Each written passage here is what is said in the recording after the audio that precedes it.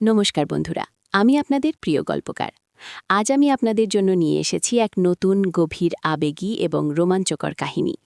এই গল্পটি আমাকে এক নাম প্রকাশে অনিচ্ছুক ফলোয়ার পাঠিয়েছেন। আপনারা তো জানেনই, আমার চ্যানেলে আপনারা সবসময় এমন সব গল্প শোনেন যা আপনাদের মন ছুঁয়ে যায়, যা আপনাদের ভাবনার জগতে এক নতুন দুয়ার খুলে দেয়। এই গল্পটিও তার ব্যতিক্রম নয়। গল্পের গভীরে যাওয়ার আগে একটি জরুরি ঘোষণা।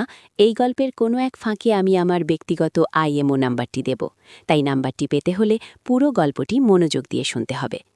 এই গল্পের শুরুটা একটু অন্যরকম। শহরের এক পুরনো গলির মুখে ছিল শঙ্কর দর্জির দোকান। শঙ্কর দর্জি শুধু দর্জি ছিলেন না, তিনি ছিলেন এক জীবন্ত কিংবদন্তি। তার হাতে সেলাই হওয়া জামা মানেই ছিল নিখুঁত শিল্প। কিন্তু আজ আমি শঙ্কর দর্জির গল্প বলছি না, বলছি তার এক বন্ধুর ভাইয়ের গল্প। ভদ্রলোকের নাম ছিল অমল। অমল আসতেন শহরতলির এক স্কুল থেকে। তার আসার কারণ ছিল শঙ্কর দর্জির বাবার কাছে একটি বিশেষ জামা তৈরি করানো। কিন্তু ধীরে ধীরে সেই আশাটা যেন এক অন্য রূপ নিল। এই অন্য রূপের সঙ্গে জড়িয়ে গেলেন বাড়ির ছোট ছেলেটার মা, মালতী।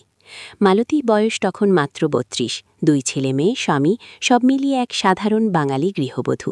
তার জীবনটা ছিল আটপৌড়ে। সকালে ওঠা, রান্না করা, ছেলেদের স্কুলে পাঠানো, স্বামীর সংসারে দেখাশোনা, এর বাইরে তার নিজের বলে কিছু ছিল না। কিন্তু মানুষের মন বড় বিচিত্র, সব সুতো দিয়ে বাঁধা পড়ে না। মালতীর মনেও এক অচেনা ঢেউ এসে ধাক্কা মারছিল। প্রথম প্রথম অমল আসতেন শুধু শঙ্কর দর্জির বাবার সঙ্গে কথা বলতে। কথার ফাঁকে মালতীও দু একবার উকি দিয়ে দেখতেন। অমলের চোখে মুখে এক অন্যরকম দীপ্তি ছিল। পড়াশোনা করা, ভদ্র শিক্ষিত মানুষের একটা আলাদা আভা থাকে, যা সহজেই চোখে পড়ে। মালতীরও সেই আভা ভালো লাগত, কিন্তু ভালো লাগাটা কখন যে এক গভীর অনুভূতির জন্ম দিল তা তিনি নিজেও বুঝতেন না। একদিন অমল এলেন যখন শঙ্কর দর্জির বাবা বাড়িতে নেই। অমল একটু দ্বিধায় পড়ে গেলেন। মালতী এগিয়ে আসে জিজ্ঞেস করলেন, কি ব্যাপার, আজ বাবা নেই, কিছু দরকার ছিল? অমলের মুখটা একটু লাল হয়ে গেল। তিনি বললেন, আসলে আপনার বরের সঙ্গে একটা কথা ছিল, একটা বই নিয়ে। মালতী একটু অবাক হলেন। তার স্বামী তো এসব বই টইয়ের খবর রাখেন না, কিন্তু তিনি বিনয়ের সঙ্গে বললেন, তা আপনি বসুন, আমি চা করে দিচ্ছি। চা খেতে খেতে অমল তার নিজের সম্পর্কে কিছু বললেন। তিনি একটা স্কুলের শিক্ষক, ইতিহাস পড়ান। তার পড়াশোনা, তার জীবনের লক্ষ্য, সব কথাতেই মালতী মুগ্ধ হয়ে শুনছিলেন। মালতী নিজেও পড়াশোনা করতে ভালোবাসতেন, কিন্তু সংসার আর সময় তাকে সেই সুযোগ দেয়নি। অমলের কথাগুলো যেন তার হারানো স্বপ্নগুলোকে আবার জাগিয়ে তুলল। এরপর অমল মাঝে মাঝে আসতেন, কখনো শঙ্কর দর্জির বাবার সঙ্গে দেখা করতে, কখনো বা কোনো বইয়ের প্রয়োজনে। কিন্তু প্রত্যেকবারই তিনি মালতীর সঙ্গে কিছুক্ষণ কথা বলতেন। অমলের কথা বলার ভঙ্গিটা খুব সুন্দর ছিল। তিনি এমনভাবে কথা বলতেন যেন মালতী কোনো সাধারণ গৃহবধূ নন, যেন তিনি একজন জ্ঞানী গুণী মানুষ।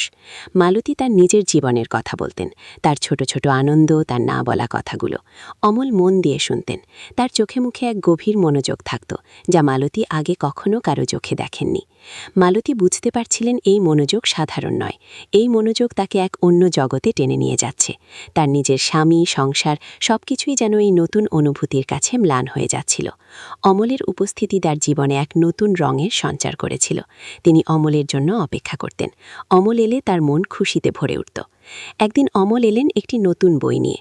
বইটি ছিল এক রোমান্টিক উপন্যাস। তিনি মালতীর হাতে বইটি দিয়ে বললেন, আপনার এটা ভালো লাগবে, পড়ে জানাবেন কেমন লাগলো। মালতী বইটা নিয়ে ঘরে ঢুকলেন। বইয়ের পাতায় পাতায় তখন যেন অমলের ছোঁয়া।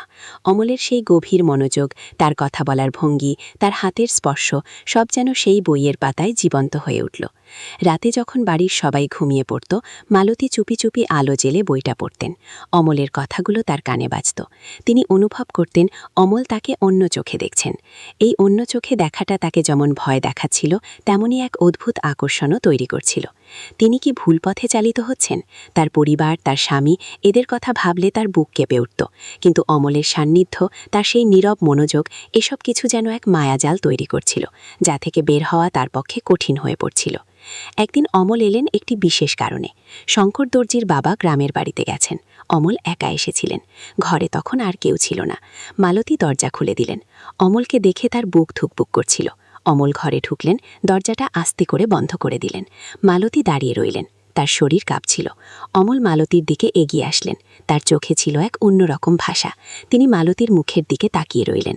মালতীর মনে হচ্ছিল তিনি যেন কোনো স্বপ্ন দেখছেন। অমল আলতো করে মালতীর হাত ধরলেন। সেই স্পর্শে মালতীর সারা শরীরে বিদ্যুৎ খেলে গেল। তিনি চোখ বন্ধ করে ফেললেন। অমল আরও কাছে এগিয়ে এলেন। তার নিঃশ্বাস মালতীর মুখে এসে লাগছিল। মালতী অনুভব করলেন অমল তার ঠোঁটের খুব কাছে। আর ঠিক সেই মুহূর্তে যখন দুজনের ঠোঁট প্রায় ছুঁয়ে ফেলছিল, তখন দরজায় ধাক্কা পড়ল। কে এলো? মালতীর স্বামী নাকি অন্য কেউ? মালতী চমকে উঠলেন। তার মুখ থেকে অজান্তেই একটা গোঙানি বেরিয়ে এলো। অমলও থমকে গেলেন। দুজনের চোখেই এখন আতঙ্ক। দরজাটা আবার ধাক্কা খেল, এবার একটু জোরে। মালতীর মনে হলো তার পৃথিবীটা দুলে উঠল। এই কি তবে শেষ? এই নিষিদ্ধ অনুভূতির শেষ পরিণতি কি এইখানেই? আমার আইএমও নাম্বারটি পেতে হলে আপনাদের পরবর্তী পর্বের জন্য কমেন্ট করে জানাতে হবে। আপনারা কতটা আগ্রহী সেটাই ঠিক করবে আমার পরের পর্ব আসবে কিনা। ভালো থাকবেন।